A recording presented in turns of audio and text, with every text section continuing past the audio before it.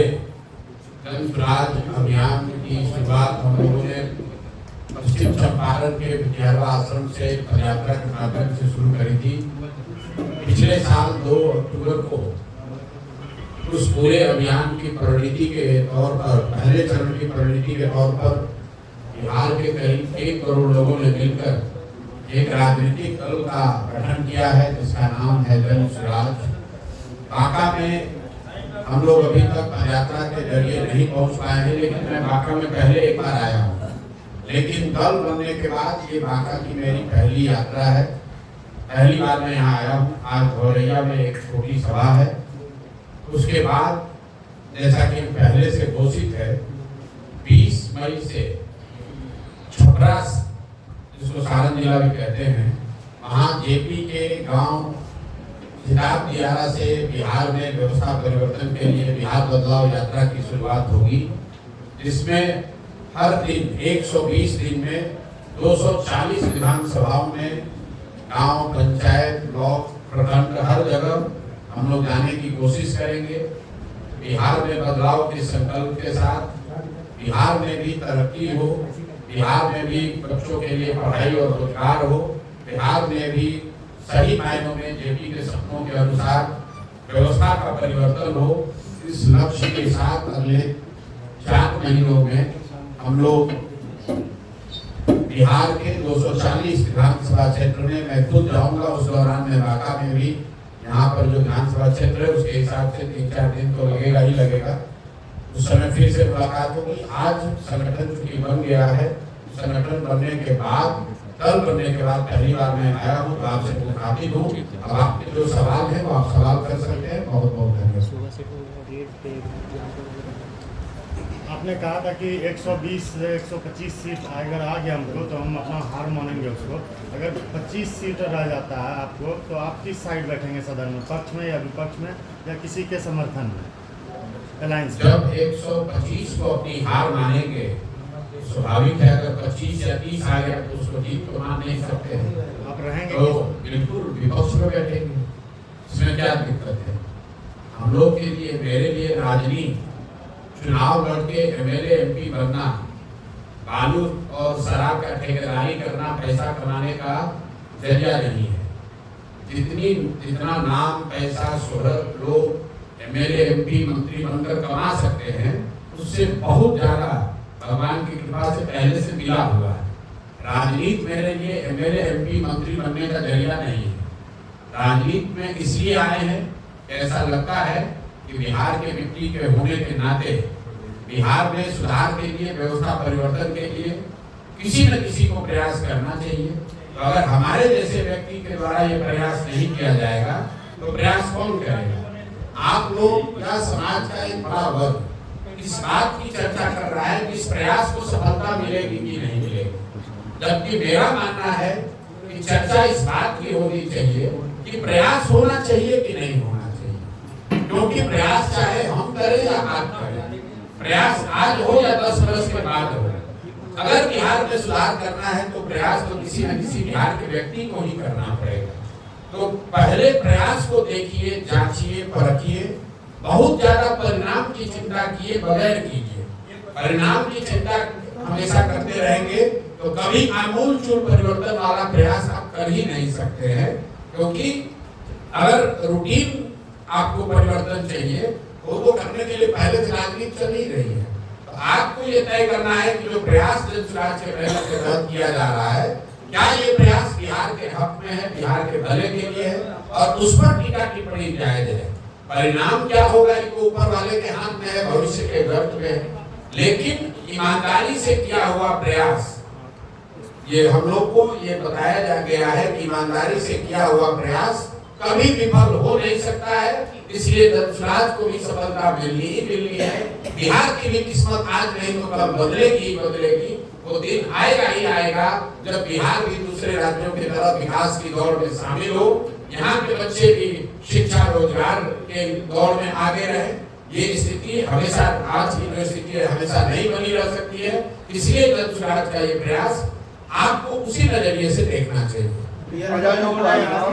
आतंकवादी हमला हुआ, उसमें हिंदू मुसलमान की बात हो रही है, लेकिन ये बात नहीं हो रही है कि जिम्मेवारी किसकी है।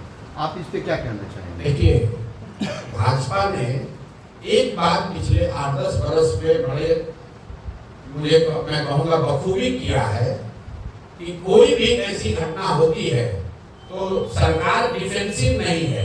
कोई दूसरी सरकार होती, कोई दूसरा प्रधानमंत्री होता तो विपक्ष उस पर सवाल करता कि भाई आपकी गलती से इतनी बड़ी घटना हो गई। यहाँ पर विपक्ष ही डरा हुआ है कि कहीं गलती से कुछ पूछ रहे हैं कि बस पूरा समाज पोलराइज कर दे। भाई घटना हुई है, बिल्कुल निंदनीय है। और पिछले 3-4-5 सालों में जो एक धीरे धीरे समाज में विश्वास बनना शुरू हुआ था कि कश्मीर में स्थिति सुधर रही है या इस तरह की आतंकवादी घटनाओं को जड़ से खत्म कर दिया गया है, इस तरह की घटनाएं नहीं हो सकती हैं। 2 दिन पहले हुई विभत्स घटना ने इसको फिर से बताया है कि आतंक और आतंकवादियों की जड़ें जो हैं वो गहरी हैं और वो लड़ाई अभी खत्म नहीं हुई है। और सिर्फ राजनीतिक भाषणबाजी और नारेबाजी से ऊपर उठकर इस पर और काम करने की जरूरत है। ये 2 दिन के पहले की घटना ने बताया है। बात किसी जाति, धर्म, पक्ष विपक्ष का नहीं है। देश का हर व्यक्ति, चाहे वो किसी जाति का हो, किसी धर्म का हो, किसी दल का हो, किसी विचारधारा का हो, वो इस तरह की घटना की निंदा करेगा ही करेगा। आतंक फैलाने वाले लोगों की ना कोई जात है, ना धर्म है, ना वो हिंदू है, ना मुसलमान है। आज से 15-20 साल पहले पंजाब में जो खालिस्तान की गतिविधि चल रही थी, खालिस्तान आंदोलन चल रहा था, तो हमने आप में से कई लोगों ने देखा सुना होगा कि बसों से हिंदुओं को उतार कर मारा जाता था। वहां पर तो मारने वाले मुसलमान नहीं थे। तो चाहे मारने वाला सिख हो, हिंदू हो, मुसलमान हो, अगर कोई हिंसा करता है, नेवते पर गोली चलाता है तो वो अपराध है, जघन्य अपराध है, उसकी निंदा होनी चाहिए। ऐसा कुकृत्य करने वालों को हर संभव, हर तरह से कड़े से कड़ा सजा का प्रावधान करना चाहिए। मोदी जी का बिहार दौरा है, क्या कहेंगे? मोदी जी का बिहार दौरा है तो ये कहेंगे कि मोदी जी विकास के लिए बिहार में क्या कर रहे हैं, नहीं कर रहे हैं, इस पर तो चर्चा हो न हो। मोदी जी से आग्रह ये करेंगे कि कम से कम देश के सबसे गरीब और पिछड़े राज्य बिहार में लोगों के पैसा से प्रचार करना बंद कीजिए। आज मोदी जी आ रहे हैं, आपने देखा होगा सरकार ने बाकायदा ऑर्डर जारी किया है कि पंचायती राज से जुड़े हुए जितने पदाधिकारी हैं, जनरल एडमिनिस्ट्रेशन से जुड़े हुए पदाधिकारी सरकारी खर्चे पर, मतलब आपके हमारे पैसे से पूरे बिहार से लोगों को इकट्ठा करके मधुबनी ले जा रहे हैं। अब आप बताइए, आप प्रधानमंत्री हैं, भाजपा देश की सबसे धनी पार्टी है, अगर आपको लोगों से संवाद करना है तो गरीब बिहार के लोगों के पैसे से क्यों प्रचार कर रहे हैं? दूसरी बात, आज मोदी जी आ रहे हैं तो आपके माध्यम से मेरा एक ही सवाल होगा कि मोदी जी 2015 में आरा की सभा में उन्होंने घोषणा की थी कि बिहार के लिए वो 1,25,000 करोड़ का पैकेज दे रहे हैं। तो 2015 से अभी हम लोग 2025 में 10 वर्ष हो गया। मोदी जी को ये बताना चाहिए कि वो 1,25,000 करोड़ रुपया उन्होंने भेजा कि नहीं भेजा, क्योंकि यहाँ राज्य में मोदी जी की और नीतीश कुमार की सरकार है, केंद्र में भी एनडीए की सरकार है। तो 2 ही बात हो सकती है, या तो मोदी जी ने पैसा भेजा नहीं, या फिर पैसा भेजा जिसको यहाँ पर जदयू और भाजपा की सरकार ने लूट लिया। क्योंकि जमीन पर तो हम लोग को कहीं 1,25,000 करोड़ की योजना दिख नहीं रही है, उस पैकेज का असर नहीं दिख रहा है। तो भाई 2 ही संभावना है, या तो मोदी जी को कहकर पैसा दिए नहीं, या फिर उन्होंने पैसा दिया और उनके साथी दलों के नेताओं ने, जिसको लोग डबल इंजन कहते हैं, जदयू भाजपा के सरकार के मंत्रियों ने, नेताओं ने उस पैसे को लूट लिया। तीसरी तो कोई संभावना हो नहीं सकती है। तो कोई आगे की बात करे, आगे घोषणा करे, इससे पहले मोदी जी को इस बात को, भाजपा के उनके साथियों को ये स्पष्ट करना चाहिए। और आप लोगों से भी आग्रह करूंगा, मोदी जी तो आपसे मिलेंगे नहीं, प्रधानमंत्री हैं, लेकिन कम से कम जदयू और भाजपा के जो नेता मिले उनसे ये सवाल जरूर पूछिएगा कि सर वो 1,25,000 करोड़ आया नहीं कि आया और उसको आप लोगों ने सब मिलकर अधिकारियों के साथ लूट लिया, हुआ क्या, ये तो बताओ। व्यवस्था परिवर्तन की बात की जाती है, आपकी सरकार आई तो पहले कौन सी व्यवस्था का परिवर्तन किया जाएगा? सबसे पहली जो व्यवस्था का परिवर्तन किया जाएगा वो साल भर में यहाँ पर पलायन को रोकने का हर संभव प्रयास किया जाएगा, पलायन को रोक दिया जाएगा। जो पहली घोषणा है कि नाली गली जब बने तब बने, स्कूल अस्पताल जब सुधरेगा तब सुधरेगा, लेकिन साल भर के अंदर यहाँ से युवाओं का पलायन बिल्कुल रोक दिया जाएगा। इसका मतलब ये नहीं है कि हर युवा को रोजगार नौकरी मिल जाएगी, लेकिन कम से कम 10 से 12-15 हजार रुपए के रोजी रोजगार मजदूरी के लिए किसी को बाहर न जाना पड़े, इसके लिए व्यवस्था बनाई जाएगी। इसका पूरा ब्लूप्रिंट भी हमने जारी किया है, इसको कैसे किया जाएगा। इसको करने के लिए हर साल बिहार के बैंकों के द्वारा जो 2-2.5 लाख करोड़ रुपया बिहार के लोगों का दूसरे राज्यों में भेजा जा रहा है, उसको रोका जाएगा। जब पूंजी का पलायन रुकेगा तो बुद्धि का पलायन रुकेगा। जिस दिन बिहार में पूंजी और बुद्धि का पलायन रुका, उस दिन श्रम का पलायन अपने आप रुक जाएगा। तो पहली प्राथमिकता है बिहार में पलायन को रोकना। दूसरी प्राथमिकता यह है कि 15 साल से कम उम्र के हर बच्चे के लिए कम से कम बढ़िया पढ़ाई की व्यवस्था हो, और इसका भी ब्लूप्रिंट जो हमने बताया है, सरकारी विद्यालयों को ओवरनाइट ठीक नहीं किया जा सकता है। कम से कम 4 से 5 वर्ष लगेंगे। अगले 10 वर्ष में 5 लाख करोड़ रुपया अगर खर्च किया जाएगा, तब जाकर बिहार में विश्व स्तरीय प्राथमिक और माध्यमिक विद्यालयों की स्थापना की जा सकती है। लेकिन 10 वर्ष में वो काम किया जाए, तब तक लोगों की पढ़ाई तो रुक नहीं सकती है। तो जन सुराज ने घोषणा की है कि जब जन सुराज की व्यवस्था बनेगी तो हर गरीब व्यक्ति को, हर गरीब परिवार को ये अवसर होगा कि अगर सरकारी विद्यालय आपके एरिया में ठीक नहीं है, वहां सिर्फ खिचड़ी बट रही है, वहां पढ़ाई नहीं हो रही है, तो आप अपने बच्चे को प्राइवेट स्कूल में भेजिए और उसका फीस, एक रेगुलेटेड फीस सरकार की ओर से आपके लिए भरा जाएगा, ताकि गरीब से गरीब का बच्चा भी बेहतर स्कूल में पढ़ सके। ऐसा इसलिए कि जन सुराज का मानना है कि 15 साल से कम उम्र के बच्चों को इतनी अच्छी शिक्षा मिलनी चाहिए कि वो आगे चलकर व्यवस्था पर बोझ न बने। तो पलायन रोकना पहली प्राथमिकता है, बच्चों की शिक्षा को सुधारना दूसरी प्राथमिकता है, और जो तीसरी बात हम लोग कह रहे हैं कि 60 साल से ज्यादा उम्र के हर महिला पुरुष को, जिसको सिर्फ 400 रुपया पेंशन मिल रहा है, जिसमें दिव्यांग और विधवा भी शामिल हैं, वो जीवन का बेसिक चीज उनको हासिल हो, इसके लिए उनको 400 के बजाय कम से कम 2000 रुपया मासिक पेंशन जरूर मिल जाए। पलायन रोकने के लिए 2 और बातें हम लोगों ने कही है। एक तो पूंजी का पलायन रोकना, दूसरा मनरेगा को सीधे कृषि से जोड़ना, ताकि कृषि से जुड़े हुए मजदूर हरियाणा पंजाब न जाए। यहाँ के किसान एक और मजदूरों के लिए संघर्ष कर रहे हैं, और यहाँ से मजदूर जाकर पंजाब और हरियाणा में काम कर रहे हैं। और तीसरी बात कही गई है कि हर महिला को जो स्वरोजगार करना चाहती है, आज जीविका के नाम पर भारी भ्रष्टाचार हो रहा है, उनको लॉलीपॉप दिखाया जा रहा है जिससे रोजगार मिलेगा। जन सुराज की सोच है कि इनको कोई समूह के बगैर सीधे सरकारी गारंटी पर बैंकों से कर्ज मिले, और उस कर्ज पर 30% नहीं 4% ब्याज लगे, ताकि हर महिलाएं रोजी रोजगार कर सके। तो पलायन रोकने के लिए 3 स्टेप, पहला पूंजी और बुद्धि का पलायन रोकना, दूसरा कृषि को, मनरेगा को कृषि से जोड़ना, और तीसरी बात महिलाओं को 4% ब्याज, सालाना ब्याज पर लोन उपलब्ध कराना, इससे पलायन रुकेगा। बच्चों के पढ़ाई के लिए मैंने बताया कि 15 साल के कम उम्र के बच्चों को अच्छी शिक्षा मिले। जब तक सरकारी विद्यालय का क्वालिटी न सुधरे, तब तक उनको प्राइवेट में पढ़ने की सुविधा दी जाए, और बुजुर्गों के लिए कम से कम 2000 रुपए मासिक पेंशन की व्यवस्था की जाए।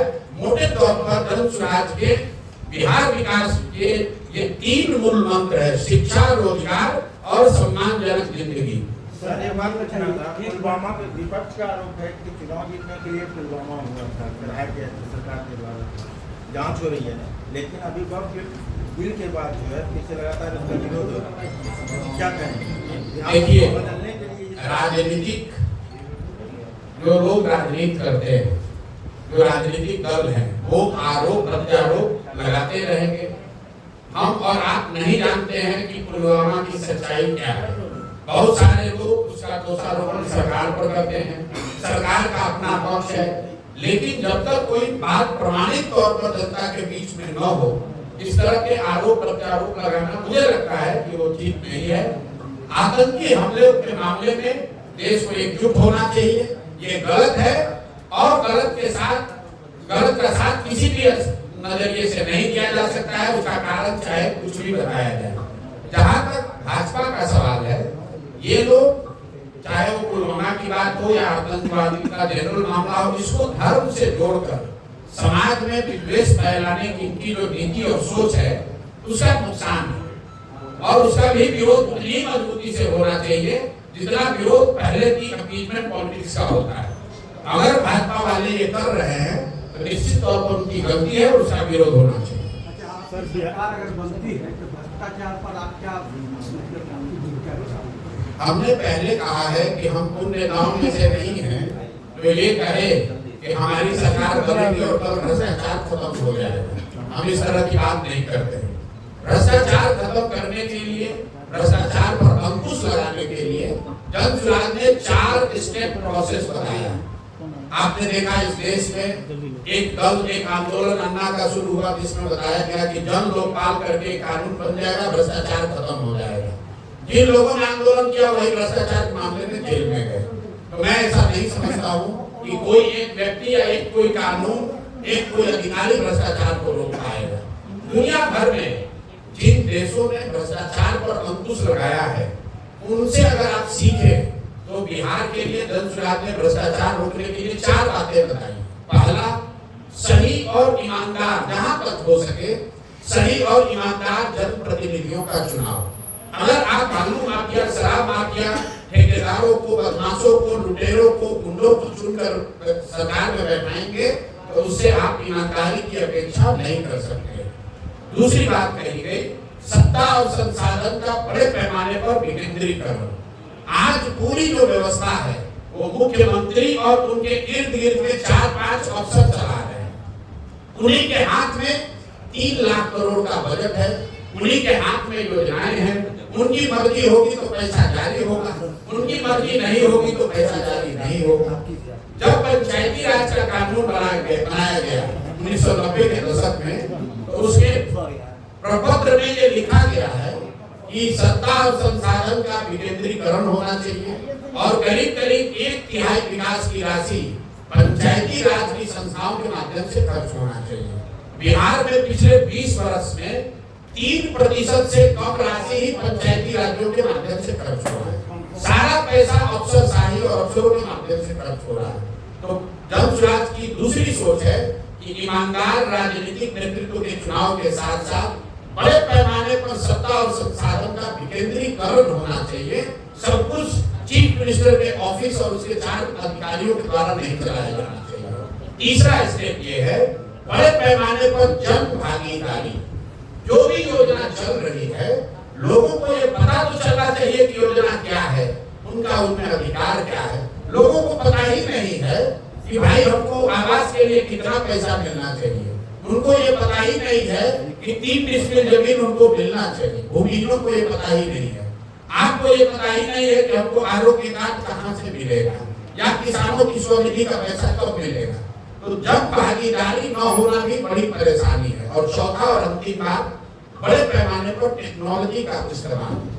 जैसे आप देख रहे हैं, पहले बिजली का बिल का बहुत चोरी होता था। जब से स्मार्ट मीटर आ गया, प्रीपेड आने से लोगों को दिक्कत है, लेकिन स्मार्ट मीटर आने के बाद से बिजली चोरी में कमी आई है। अब आप देख लीजिए, यहाँ नल जल योजना की बात होती है। नल जल योजना में आज तक 25,000 करोड़ रुपया खर्च होने के बाद पता ही नहीं चल रहा है कि कहाँ योजना बनी, कहाँ चालू है, कहाँ बंद है। अगर 25,000 करोड़ रुपया में से कुछ पैसा लगाकर स्मार्ट मीटर इन सारी योजनाओं में लगाया गया होता तो पटना में बैठे बैठे आपको पता चलता कि कब मोटर ऑन हुआ, कितना पानी निकला, पानी कहाँ तक पहुंचा। तो ये 4 स्टेप प्रोसेस है बिहार में भ्रष्टाचार रोकने का। ईमानदार जनप्रतिनिधियों का चुनाव, दूसरा सत्ता और संसाधन का बड़े पैमाने पर विकेंद्रीकरण, तीसरा सरकारी योजनाओं में जन भागीदारी और चौथा बड़े पैमाने पर टेक्नोलॉजी का, तकनीक का उपयोग। इन चारों चीजों के समायोजन से भ्रष्टाचार पर बड़े स्तर पर अंकुश लगाया जा सकता है।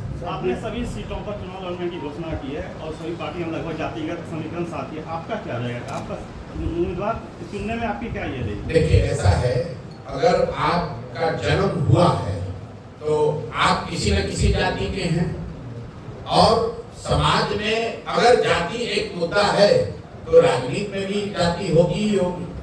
जन स्वराज की सोच ये है कि टिकटों का डिस्ट्रीब्यूशन या पार्टी में पदों का डिस्ट्रीब्यूशन जाति के आधार पर ना होकर क्षमता के आधार पर होना चाहिए। लेकिन अगर मान लीजिए कि बिहार में 243 लोगों को जन स्वराज से टिकट मिलना है और 1000 से ज्यादा लोग काबिल है या उस पद के लिए, उस मनोनयन के लिए इच्छुक है, तो उन 1000 काबिल सही लोगों में से बंटवारा कैसे किया जाएगा? उसके लिए कहा गया कि जिस जाति की जितनी संख्या है उस जाति के उतने काबिल लोगों को लाकर टिकट दिया जाएगा। तो पहला आधार काबिलियत है, लेकिन काबिल लोगों के समूह में ये बंटवारा कैसे होगा, उसमें जाति का, जेंडर का ध्यान रखा जाएगा कि कम से कम 40 महिलाओं को टिकट मिले, कम से कम 40 मुस्लिम साथियों को टिकट मिले, 70 अति पिछड़ा समाज के काबिल लोगों को भागीदारी दी जाए। जाति आधार नहीं है, आधार काबिलियत है, लेकिन काबिल लोगों के समूह में से अगर बंटवारा करना है तो कुछ न कुछ तो उसका ऑब्जेक्टिव आधार होना चाहिए, इसलिए उसको रखा जाए। सर, बिहार की राजनीतिक जमीन पे जो मौजूदा पार्टियों द्वारा जातिगत समीकरण साधा गया है, उसको आप अपने मैनिफेस्टो के तीर से कैसे मतलब चक्रीयों को तोड़ेंगे? और दूसरी बात कि नीतीश कुमार के पास ब्रह्मास्त्र है जीविका दीदियों का, उसका सामना आप कैसे अपने मैनिफेस्टो से कर पाएंगे? भाई, हम तो जहाँ 2 साल पैदल चले, हमको तो कोई जीविका दीदी बहुत खुश नजर नहीं आई। सरकारी खर्चे पर सरकारी अफसरों का या सेमी गवर्नमेंट ऑफिस लोगों का एक आर्डर बनाकर उनसे प्रचार करना, उनसे वोट लेना, ये कोई नीतीश कुमार पहले व्यक्ति नहीं है। बहुत दलों ने, बहुत नेताओं ने ऐसा ट्राई किया है। जब जनता का मूड बदल जाए तो ये कोई काम आने वाला नहीं है। मान लीजिए कि उन्होंने विकास मित्र और टोला सेवक बनाए, अगर विकास मित्र और टोला सेवक उनसे सरकार से सैलरी पा रहे हैं और शायद जदयू की मदद करना भी चाहे, ये अगर सच्चाई है तो ये भी तो सच्चाई है कि 50 लाख दलित महादलित परिवार को जो 3 डिसमिल जमीन मिलनी थी, उन 50 लाख लोगों में सिर्फ 2.34 मतलब 2.25 लाख लोगों को ही वो जमीन मिली है। आज 20 वर्ष के नीतीश कुमार के शासन के बाद दलित परिवारों को सिर्फ 2,34,000 परिवारों को ही 3 डिसमिल जमीन मिली, जबकि 2006 में नीतीश कुमार ने कहा था कि हर दलित महादलित परिवार के भूमिहीन लोगों को घर बनाने के लिए 3 डिसमिल जमीन दे दिया जाएगा। तो अगर उन लोगों को जमीन नहीं मिली है तो सरकारी कर्मचारी कुछ भी कह ले, उसका असर होने वाला नहीं है। वो लोग नीतीश के खिलाफ ही वोट देंगे, चाहे वो जीविका दीदी हो या टोला सेवक हो, विकास मित्र हो या सरकार के दूसरे पदाधिकारी हो। शराबबंदी बिहार में सबसे बड़ा मुद्दा बना हुआ है, आपके द्वारा इस पर क्या स्टैंड है? और अगर आपका शराबबंदी को हटाने का अगर प्रक्रिया है तो क्या आपको वोट बैंक सकने का, महिला वोट बैंक काफी हद से जुड़े हुए हैं। जन स्वराज इन चीजों को वोट बैंक के नजरिए से नहीं देखता। मैंने शुरुआती दिनों में ही कहा है कि इस अभियान में मैंने एक संकल्प लिया हुआ है कि जो मुझे सही लगता है उसको बोलेंगे, चाहे उसका वोट बैंक पर पॉजिटिव असर पड़े या नेगेटिव। मुझे ऐसा लगता है कि पहली बात तो ये समझिए कि शराबबंदी से ज्यादा हमारा विरोध शराबबंदी के उस कानून से है जिसमें दुकान बंद है और होम डिलीवरी चालू है। शराबबंदी अगर हो तब तो उसको हटाने और रखने की बात है। बिहार में शराबबंदी नहीं है, बिहार में शराबों की दुकान बंद है, होम डिलीवरी चल रही है। और यहाँ के समाज का, यहाँ के लोगों का, बिहार सरकार का, आपका, हमारा इस गलत कानून की वजह से करीब 20,000 करोड़ रुपया का हर साल नुकसान हो रहा है। ये पैसा कहाँ जा रहा है? ये पैसा जा रहा है शराब माफिया के पास, ये पैसा जा रहा है अफसर, भ्रष्ट अफसर और नेताओं के पास। और सबसे बड़ी बात, जो युवा यहाँ पर अभी आप देख रहे होंगे, पहली बार बिहार में पिछले 2-3 साल में सूखा नशा इतने तेजी से बढ़ा है कि मैं आपको बता रहा हूँ, अगर ये कानून नहीं हटाया गया तो 2-4-5 साल में जैसे आपने उड़ता पंजाब पिक्चर देखी थी, वैसे आप उड़ता बिहार देखिएगा। क्योंकि हर गांव में लड़के सूखा नशा की ओर अग्रसर है। तो आप हटाएंगे? अरे पहले बोला 1 घंटा में, सोचेंगे नहीं, सरकार बनी 1 घंटा के अंदर शराबबंदी को उठाकर कूड़ादान में फेंक देंगे। बहुत बहुत धन्यवाद।